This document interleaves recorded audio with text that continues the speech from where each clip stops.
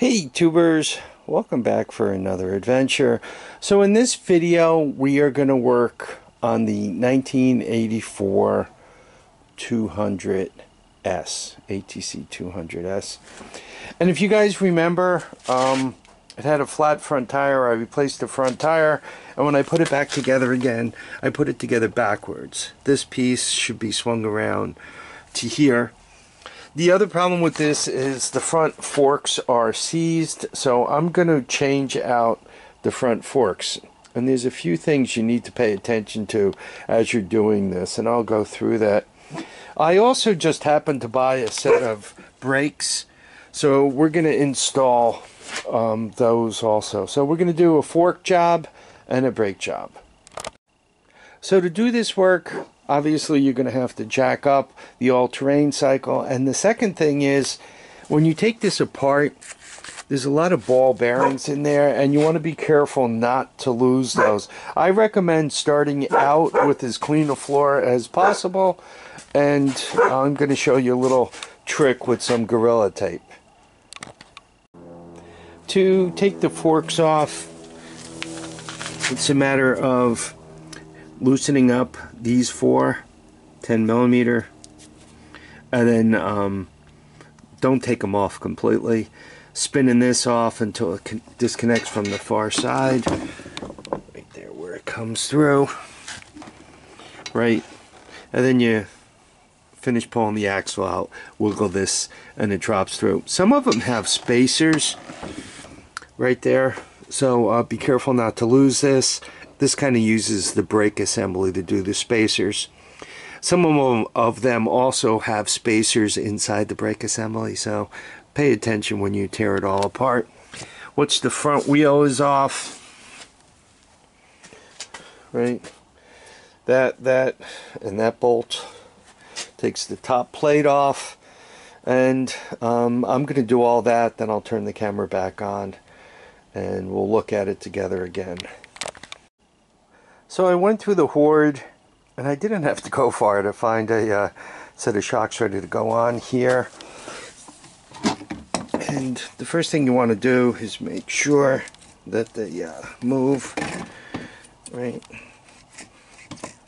So that all sounds good. And I happen to know these are good shocks, so they're the donors. And for this thing, right, you got to take these two 17s out and these four 12s. That gets the handlebars off, that gets this plate loose, which gives you access to this bolt. You take that bolt off, this whole plate comes off, then there's some more stuff, like I'm showing it to you, underneath here. So as you can see, the top plate is off, and honestly, as you just kind of loosen this, and there's kind of that plate underneath, your forks are dropping down. At some point there'll be enough space here for the ball bearings to fall on the floor and for you to go, oh shoot. Now obviously that's bad, because you don't know how many you're going to lose. I think there's something like 16 or 17 on each side, but we'll count that, and if I recall, one side has one more than the others. I don't know if it's the top or bottom. Anyhow, you can see with the Gorilla Tape, I kind of made a little bit of a cup, because no matter what, when you pull this down, those bottom ones aren't going to be retained anymore. When you put it back together, you kind of capture them in grease, which holds them on there, so as you slide the neck back in, you won't have any problem keeping them in place. But right now I'm quite sure they're dry and they're just dying to fall on the floor. I'm kind of got things set here. I mean, when they fall, they're going to roll down the fender and drop. I should probably just pull this fender off. And to do that, you can see 1, 2, 3, 4. Yeah, I'm going to pull the fender. Then I'll undo this, and I'll be able to tell you how many ball bearings I dropped on the floor. So here we go. We got that top spanner style nut off. And there you go. And there are 22 ball bearings in here.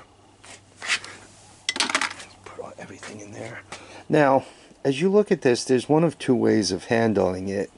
You can either grease, put a load of grease here to try to hold these ball bearings in place.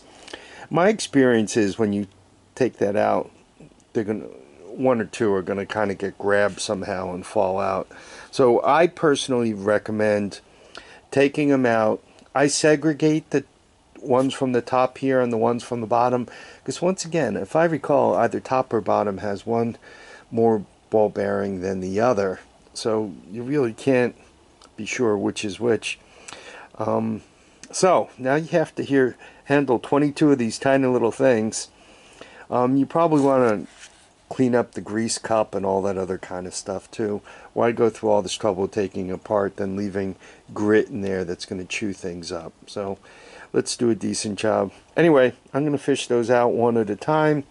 I have a tendency to pick up each one with a screwdriver, and then I'll drop it right into the cup here and hopefully keep things nice and safe. So as you can see, it dropped down, and I don't think I lost any ball bearings. Right, I have the cup right. Oh wait, there might be one there. Anyway, I don't think I lost any. They all seem to stay more or less in place. So you can see the ones out back are trying to get lost. So now I got to pick those up one at a time and get them in a container and try not to lose them. But back to it, just picture them all rolling around on the floor right here, picking up that grit and getting lost. It's amazing how something could fall from a distance of approximately 18 inches and launch itself almost to the moon, where you'll never find it again. So I got the old forks off, no problem. I wanted to swap the fender, which requires removing 4 bolts. And these 3, I really had a fight with them, but I did get them loose and I retapped the hold. Unfortunately, number 4 here, I think you could see, somebody snapped it off before I got to it. I tried putting vice grips on it and working it back and forth, but that was no good. So now the real work begins. And what do I mean by real work? What one has to do is grind that completely flat, and then one could try an easy out. Sometimes that works, sometimes it doesn't. Really feels like it's in there pretty good. Do your best not to break the easy out. If it doesn't come easily, then just drill the hole bigger and tap it out again. So I'm gonna grind it flat now. Piece of cake, right? Just plug in the old grinder. Make sure you grind it nice and flat. Take a punch, very carefully punch right in the center. Then you drill a hole.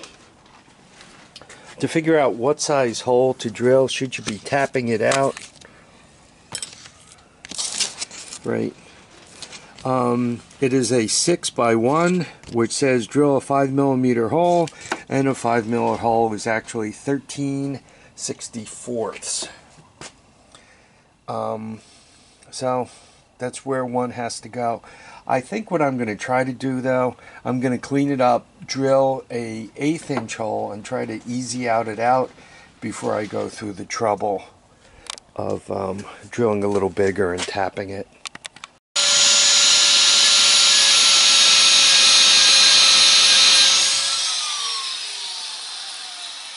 Okay, there we are.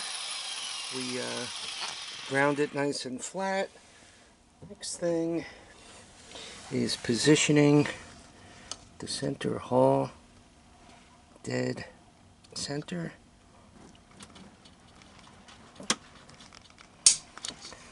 And I think I got it there.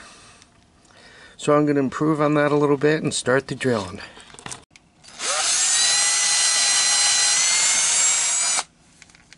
So I like to use the drill hog drill bits.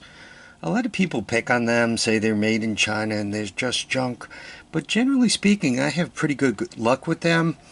I normally buy a batch of 1/8 inch and a batch of 1/4 inch, and they seem to be everything I need. And if I need to drill more holes than that, I just go with the Harbor set. So anyway, that's what I do. The hole was successfully drilled. Now it's a matter of seeing if the easy out will take that core out of there. So this is the drill hog removal, and I gotta be honest with you, it feels like it's gonna break. So I'm gonna get this right out of here before bad things happen. I'm gonna drill the proper size hole, and we're gonna tap it out like we're supposed to. So here we are. You can see it's all tapped out nicely. It's the right size. It's all happy. I started using this rapid tap paste. I saw, I was watching a video from a person from the United Kingdom, and he was using it. It seemed to work so much better than oil that I found it on eBay, and I've been very happy with it. It's kind of like no going back. So there we go. The bolt isn't cleaned up, so it's a little crispy, but I'll get that cleaned up and oiled, get that right on there. And now when I replace these forks, all 4 bolts will hold the fender, so the fender won't be like cattywampus anymore. It'll be sitting properly. So I think you guys could see it there. All the bearings are captured in the grease, and now it's just a matter of sliding that up, putting grease in here, and putting that together. Okay, you can see it's put back together, and I have the compression nut on the top. And the big thing is make sure you got no side to side, front and back, no movement at all out of that. If you do, then you got to start looking around for ball bearings. I carefully monitored as I was putting it together, and I didn't see any ball bearings shoot out, but I'm going to double check it one more time, because who wants to be riding around and then the neck gets loose, and as it gets loose it beats up on the other ball bearings, more of them fall out, you get into more trouble. About tightening this compression nut, so to speak, don't go all Hulk Hogan on those. You just have to tighten it enough, finger tight, basically just enough to compress everything and keep it all in place. You don't have to go all crazy on that. There's no reason to, and quite honestly you'll end up causing yourself more trouble. You'll put more wear into here, harder steering. Why? So once again, just nice and finger tight. So tubers, I'm sorry I didn't get to finish up today. I also have that brake job to do, so I think I have to wrap it here. I have to go cook dinner. We have some folks coming over, so anyway, we'll start up again tomorrow. Hopefully I can finish it up and we could get a ride. We'll actually have front brakes and we'll have front suspension, so it should handle a lot better. Anyway, I want to thank everybody for dropping by to watch and comment and subscribe and enjoy this little thing with me.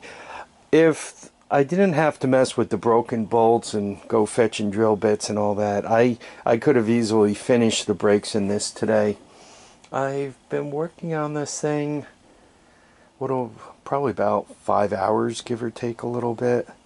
So, if everything is set up properly, it'll go a lot quicker. If I had to do a second set of forks, it'd probably take me only 2.5 hours.